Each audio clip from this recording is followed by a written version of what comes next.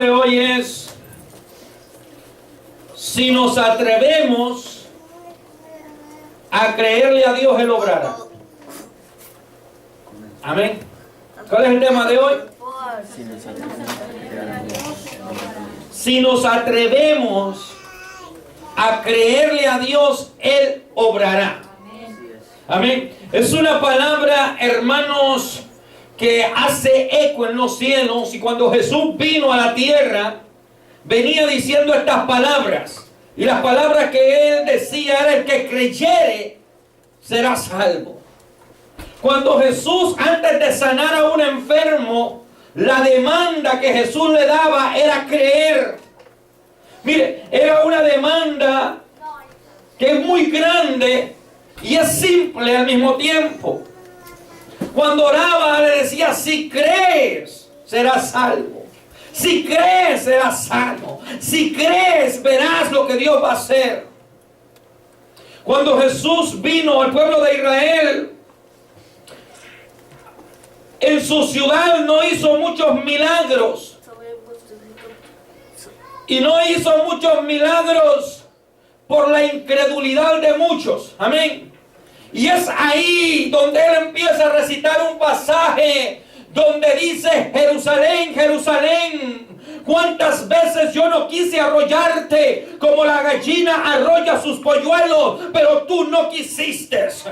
Dijo en uno de los versos, decía él: si en Sodoma y en Gomorra se hubieran hecho las señales y los milagros que en ti se han hecho, no necesitarían mucho tiempo para arrepentirse y creer verdaderamente quién es Jesús.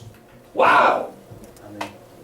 Y es muy importante tocar este tema de lo que es la fe. Porque la fe tiene un enemigo. La fe tiene un enemigo que lo persigue para destruirlo. Y cuando destruyen la fe de una persona, es una persona totalmente en ruinas, en bancarrota, en pérdidas totales. Un escritor dijo: puedo perder todo lo que tengo. Puedo perder mi casa, puedo perder mis acciones, puedo perder mi carro, puedo perder todo, excepto mi fe. Porque el día que llegue yo a perder mi fe, lo habré perdido todo. Pero si he perdido todo lo material, pero tengo todavía la fe, lo he ganado todo. ¡Wow! Gloria a Dios.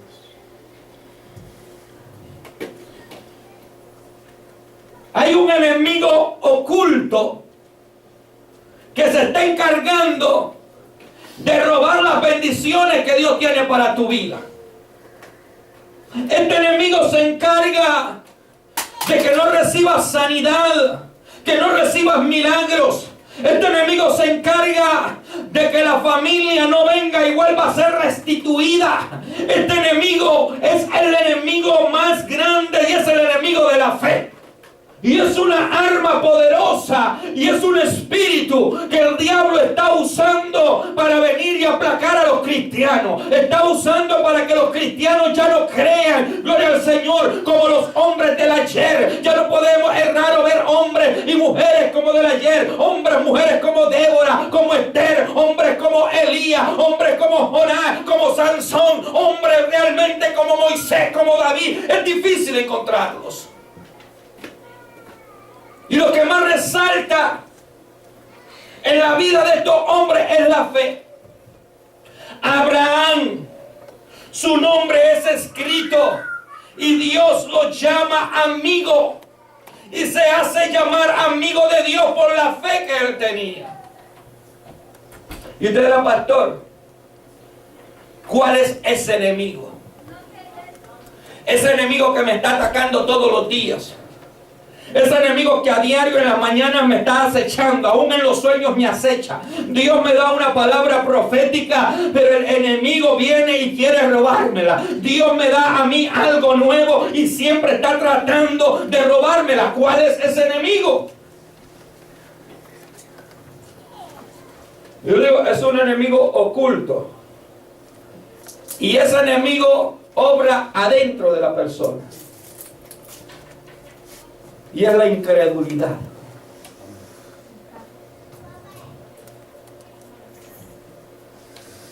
Usted dirá, pastor, la incredulidad. ¿Será que yo he perdido muchas bendiciones por la incredulidad? ¿Será que yo he perdido muchas cosas de Dios por la incredulidad? La incredulidad es algo que empieza a obrar adentro y después se expresa hacia afuera. ¡Wow! El enemigo no le conviene que tú creas en las cosas que Dios va a hacer. El enemigo no quiere que tú creas en las promesas que Dios tiene para tu vida. Porque cuando Él te quita lo que Dios tiene para tu vida, tú no puedes crecer sanamente. Tú no puedes crecer como un cristiano. Cuando en una iglesia ya no hay milagro, cuando en una iglesia ya no hay prodigio, cuando en una iglesia ya no se habla de la fe, gloria al Señor, esta iglesia está dando evidencia que necesita resurrección, que necesita vivir, que necesita que se cumpla lo que dice la palabra. Si usted lee en el libro de Apocalipsis, Dios le habla a las 7 iglesias y le dice: compra oro refinado. A otra dice: he visto que pruebas a lo que dicen son apóstoles y no lo son, pero tengo algo contra ti, que has dejado a tu primer amor. Una exigencia de la palabra es tener a Dios como el primer amor. El primer amor te da fe, el primer amor te hace crecer, el primer amor te hace poner las raíces sobre la roca inconmovible llamada Cristo Jesús, el Hijo de Dios. Que se lo fuerte. Jesús dijo que sin fe es imposible agradar a quién. A Dios. Amén. Aleluya. Mire, sin fe es imposible agradar a Dios. En el principio de la creación, Satanás se encargó de meter este virus, de meter la incredulidad. Lo primero que metió fue la duda, y la duda iba a la incredulidad ahí. Le dijo: con que Dios dijo. A Job, ¿cómo le dice? ¿Cómo lo tienes rodeado? En el jardín de Edén, con que Dios dijo. Dios te dijo esto porque sabe que si tú comieres serás igual que Él. Lo primero que metió fue la duda. El hombre en el jardín del Edén empezó a dudar de la palabra que Dios le había dado. Empezó a dudar de aquello que venía del cielo. Cuando una persona duda de los planes de Dios, los planes se frustran, los planes se detienen, los planes se atacan, los planes no pueden continuar. La fe necesita un ingrediente, la fe necesita caminar, la fe necesita ser puesta en obra, la fe necesita que tú la acciones. Si tú no accionas la fe, te vas a quedar en medio de la bendición que Dios quiere darte para tu vida. Y yo estaba buscando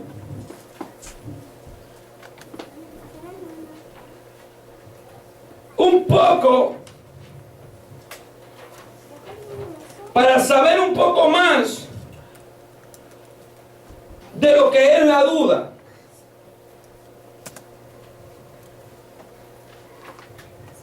Y la duda es aquello que se proyecta en las acciones. Escuche, algo que se proyecta en las decisiones y las acciones. La duda, cuando el enemigo te proyecta duda, no te deja accionar. Escuche, cuando el enemigo pone duda, te detiene. No hay acción. Quieres ver que otro vaya primero. Primero estás como Simón Pedro. Si yo no meto los dedos en el hueco de sus manos, yo no voy a creer. Y si no meto también la mano en el costado. quería tocar el corazón de Jesús para creer todavía. Quería todavía tocar aquellas heridas punzantes y aquel dolor agónico que tenía el maestro en la cruz del Calvario para creer. Hay gente que no cree por la palabra, pero la palabra está hecha para que tú creas, porque cuando tú crees, la palabra se manifiesta y recobra vida. Amén. ¿Alguien me puede ayudar a leer? Tiene el libro de Isaías capítulo 7. ¿En cuál estamos? 14. Isaías 7:14. Dice, por tanto, y después búsquenlo conmigo.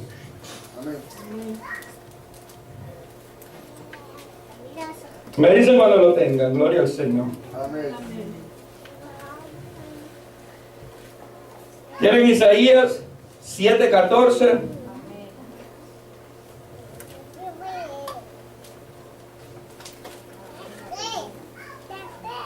¿Cómo dice? Por tanto el Señor mismo os dará señal. Y he aquí que la Virgen concebirá y dará a luz un hijo y llamará su nombre Emanuel.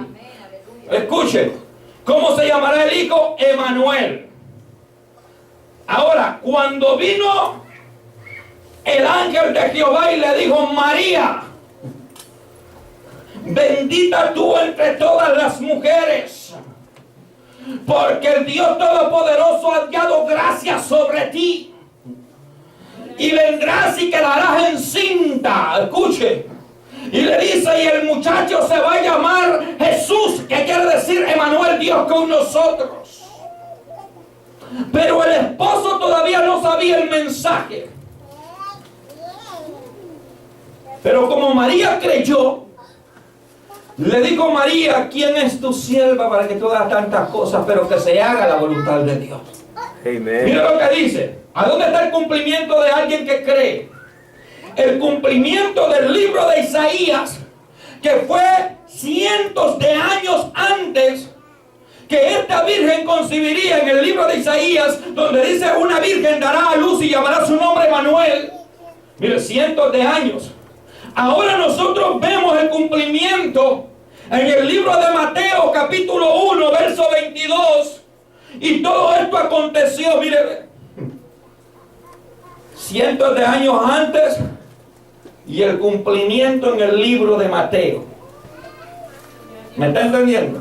El libro de Isaías es un libro del Antiguo Testamento, y Isaías fue uno de los profetas más viejos que hubo.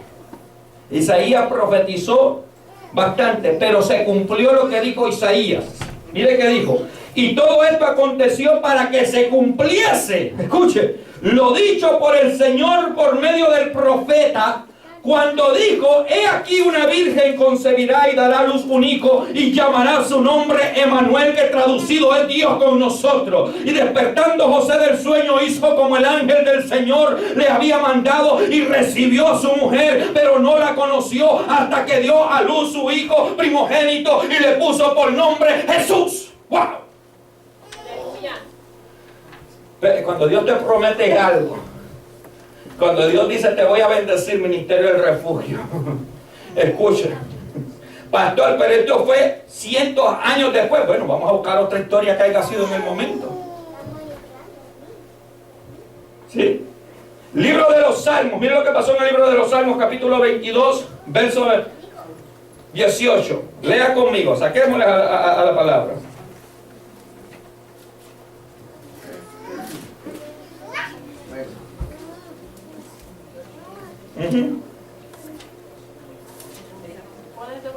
Libro de los Salmos 22, 18.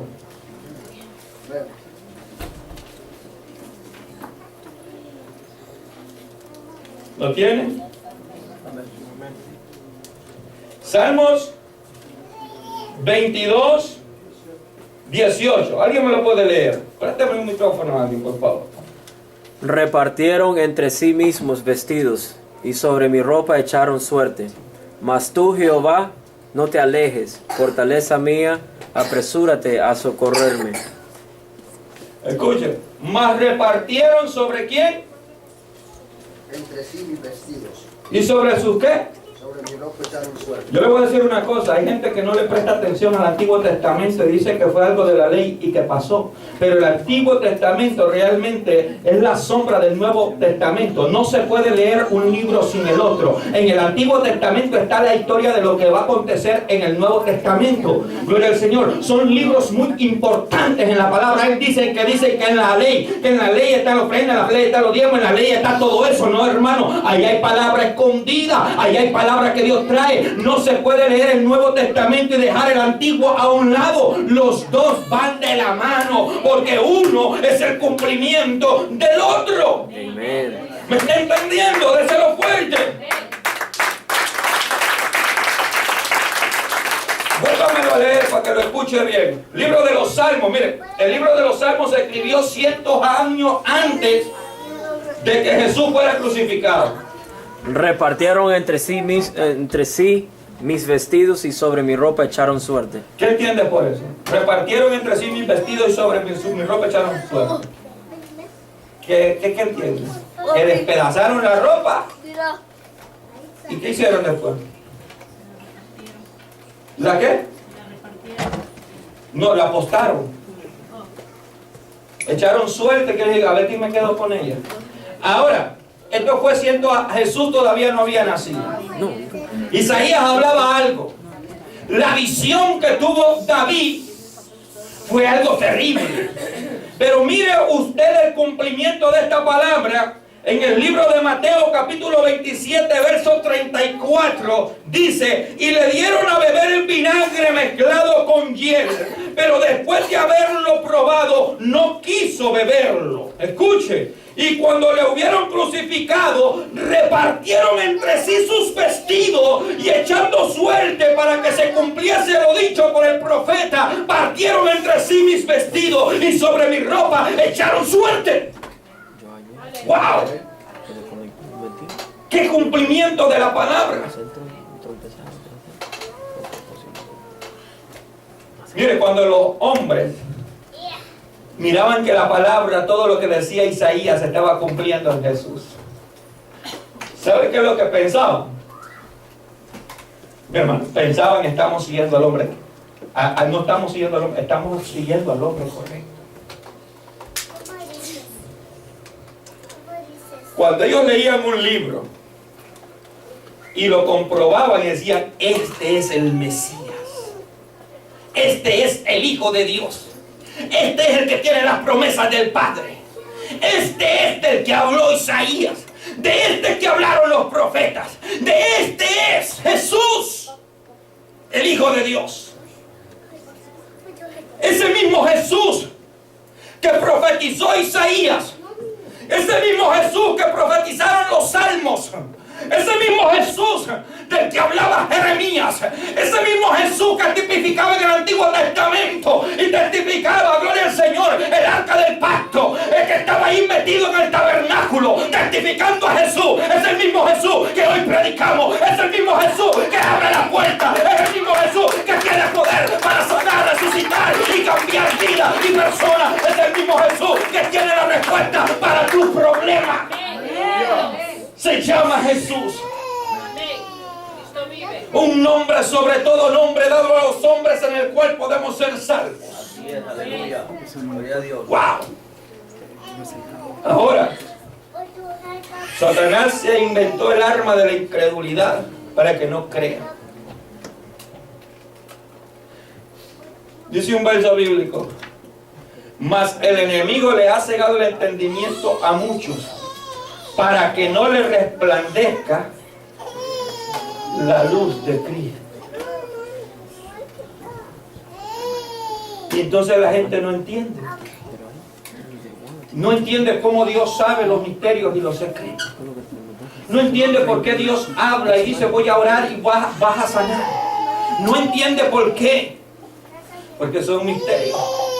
Las cosas espirituales, dice la palabra, se han de entender y interpretar espiritualmente. Y las cosas carnales, carnalmente. mas nada tiene que ver las tinieblas con la luz, ni Belial tiene nada que ver con Cristo. No tiene nada que ver. La Biblia hace una separación. La palabra del Señor separa las tinieblas de la luz. Son dos marcos diferentes. Son dos peleas continuas. Gloria al Señor. La luz de Cristo con las tinieblas. Pero déjame decirte algo. Hace más de 2000 años hubo uno que se llamaba Jesús de Nazaret, que cubrió, presentó el acta de los decretos en la cruz del Calvario, y dice que exhibió públicamente a los principados, a las potestades, a las huestes de maldad. Los exhibió públicamente, triunfando sobre ellos. ¿En dónde? En la cruz del Calvario. Aleluya. Cristo vive, aleluya. Hay poder en Jesús. Cuando Jesús presentó todo eso en la cruz del Calvario, ahí estábamos nosotros. Ahí estabas tú y ahí estaba yo. Qué lindo, ¿no? Amén. Vamos a leer Mateo 26, 34.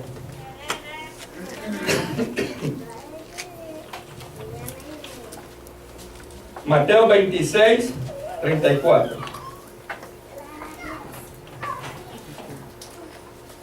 Amén. ¿Alguien me lo ve? Le dieron a beber vinagre mezclado con hiel, pero después de haberlo probado, no quiso beberlo. Cuando le hubieron crucificado, repartieron entre sí sus vestidos, echando suerte para que no se cumpliese lo dicho por el Mateo, profeta. ¿qué tiene? Mateo Tiene 35. 27, 34. ¿Cuál tiene? No sé. Not sure. Ese es el 27, 34. Es el 26, 34, ¿no? Uno es 27 y el otro es 26. 26, 34. Ajá. Jesús le dijo, de cierto te digo que esta noche, antes que el gallo cante, me negarás 3 veces. Jesús le dijo, mire, es que cuando la palabra sale de un profeta de Dios tiene cumplimiento. Pedro no creía. ¿Cómo le dijo Pedro después de eso? Pedro le dijo, aunque me sea necesario morir contigo, no te negaré. Y todos los discípulos dijeron lo mismo. Mire, Pedro, es que no conocen a Jesús. Jesús le dijo, Pedro, me vas a negar esta noche. Tú vas a ver el alboroto que voy a formar. Y Pedro, seguro de sí mismo, dijo, Señor, yo no te negaré. Y todos dijeron lo mismo, no te voy a negar. Pero vemos el cumplimiento en la palabra en el capítulo 26, 69. Mire lo que dice. Pero estaba sentado fuera en el patio, y se le acercó una criada diciendo, tú también estabas con Jesús el Galileo. Mas él negó delante de todos diciendo, no sé lo que dices. Saliendo él a la puerta le vio otra, y dijo a los que estaban ahí, también este estaba con Jesús el Nazareno. Pero él negó otra vez, con juramento, no conozco al hombre. Un poco después, acercándose, los que por ahí estaban dijeron a Pedro, verdaderamente tú también, tú eres de ellos, porque aún tu manera de hablar te descubre. Entonces él comenzó a maldecir y a jurar, no conozco al hombre. Enseguida cantó el gallo. Gloria a Dios. Un día yo prediqué un mensaje que decía que se calle el gallo. Mire, cuando a Pedro le cantó el gallo, ay papá, yo creo que Pedro cuando oye el canto del gallo quería agarrarte el pescuezo a aquel gallo. Cállate, gallo, que eso fue lo que me dijo Jesús, que tú ibas a cantar cuando yo lo negara. Cállate, gallo, cállate. Pero el gallo no lo pudo callar, gloria al Señor. Mucha gente, cuando Dios habla su vida, cuando Dios le revela y le manifiesta su pecado, lo que hace muchas veces es enojarse y dicen que se calle el gallo, y les canta. Y se enoja. Mire, cuando Pedro vio a aquel gallito cantar, le recordó lo que el maestro le dijo: antes que el gallo cante me negarás 1, 2, 3 veces. Y dice, Y dice, escuche, el 74 dice, entonces él comenzó a maldecir y a juzgar, no conozco al hombre. Y enseguida cantó el gallo. 75. Entonces Pedro, mire lo que pasó con Pedro. Pedro se acordó de las palabras de Jesús que le había dicho: antes que cante el gallo me negarás 3 veces. Y saliendo fue y lloró amargamente. ¿Cuántas veces nosotros decimos, vamos a ser fiel a la Iglesia Ministerio Internacional? Queremos trabajar para Dios, me comprometo. Y cuando salimos allá afuera, porque decimos, ya no quiero estar ahí, porque mira que el pastor mucho grita cuando predica. Es que hay un hermanito y una hermanita que no me gusta. Es que cuando predica fulano, cuando canta sultano, no me gusta. Y un día prometiste a Dios, hiciste un trato con Dios que ibas a ser fiel, que ibas a levantar y todo, pero cuando el gallo le canta, es cuando se acuerda.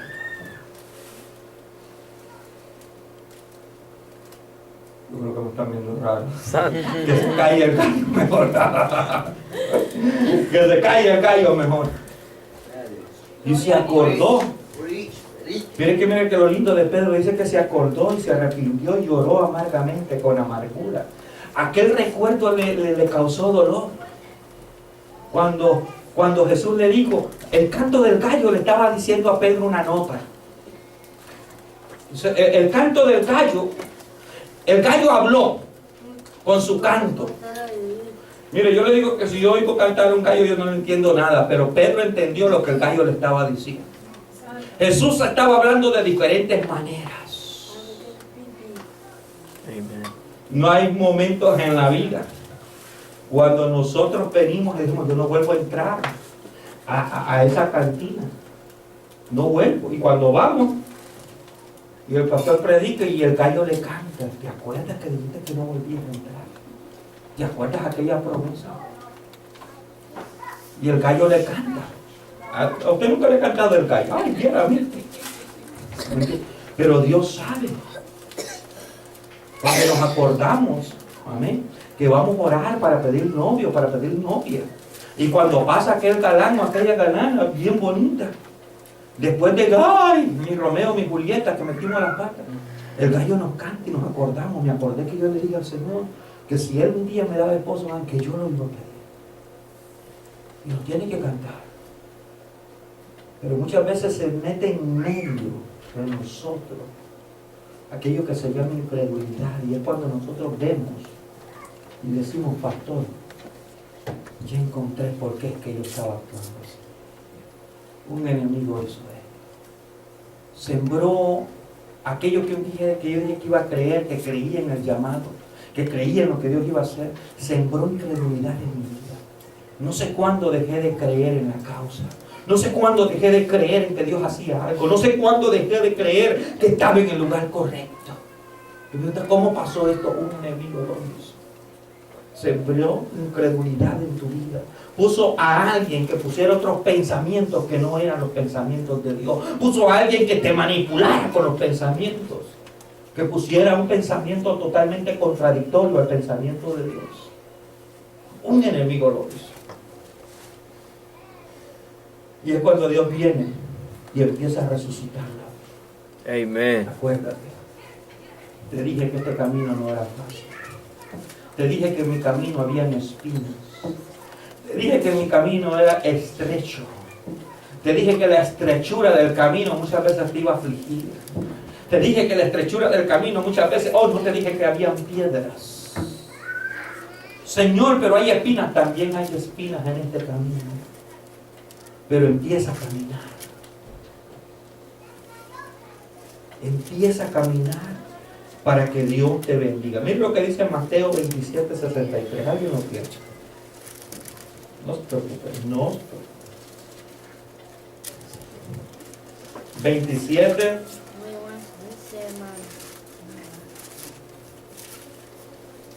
63. Diciendo, Señor, nos acordamos que aquel engañador dijo, viviendo aún después de 3 días, resucitaré. Manda, pues, que se asegure el sepulcro hasta el tercer día. No sea que vengan sus discípulos de noche y lo hurten y digan al pueblo, resucitó de entre los muertos, y será el postre error peor que el primero. ¿Y será qué? Y será el postrer, perdón. Y será el postrer error peor que el primero. Y será este peor que el primero. Y será él. Jesús les dijo, aquella gente dice, vayan, asegúrense del sepulcro, ¿verdad? Que el sepulcro esté totalmente como cerrado, que no venga Jesús, que no vayan a decir a esta gente a dar un invento, porque se acordaron que Jesús iba a resucitar. Amén. Dice que llegaron unas mujeres. Cuando llegaron al sepulcro, en el mismo libro de Mateo, dice que vieron la piedra del sepulcro removida. Yo te los estoy leyendo. Y ellas pensaron que el hortelano lo había sido, el que cuidaba los sepulcros. Y cuando vieron al ángel, un ángel se les apareció y le dijeron, ¿a quién busca? A Jesús en Nazaret, él no está aquí, él resucitado. Y entonces ellas llevaron el mensaje a los demás. Jesús ha resucitado. Jesús ha resucitado. Jesús ha resucitado. No está muerto. Es cuando Pedro viene y se le mete en la incredulidad hasta los poros. Hay gente que ya no cree en el bautismo del Espíritu Santo porque nunca ha sido bautizado. Hay gente que no cree en el hablar en lengua porque nunca las ha hablado. Hay gente que no cree en la profecía porque nunca se les ha cumplido algo. ¿Por qué pasa esto, pastor? Por la incredulidad. Porque la Biblia dice que si creyeres verás la gloria de Dios. Porque la Biblia dice que este evangelio es para los que creen. El evangelio no es para un incrédulo. El evangelio no toma cumplimiento en el incrédulo. El evangelio toma cumplimiento en el que cree. Si yo creo en Cristo Jesús y creo que Dios lo levantó de los muertos y que en Él tengo salvación, la Biblia dice seré salvo. Si yo creo en Cristo Jesús, de que Él tiene en sus manos mi futuro asegurado, y no hay nada mejor que tener todo en las manos del Maestro. Amén. Amén. Vámonos de pie. Antes de todo, lean Apocalipsis 23. Pongámonos de pie.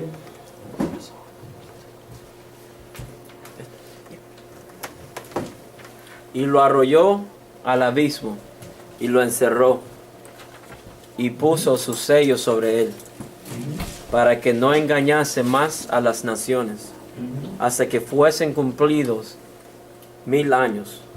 Y después de esto debe ser desatado por un poco de tiempo. Escuchen. El príncipe, uno de los príncipes de este mundo, ya Jesús lo condenó. Ya Jesús lo llevó a juicio. Ya fue enjuiciado por el Maestro.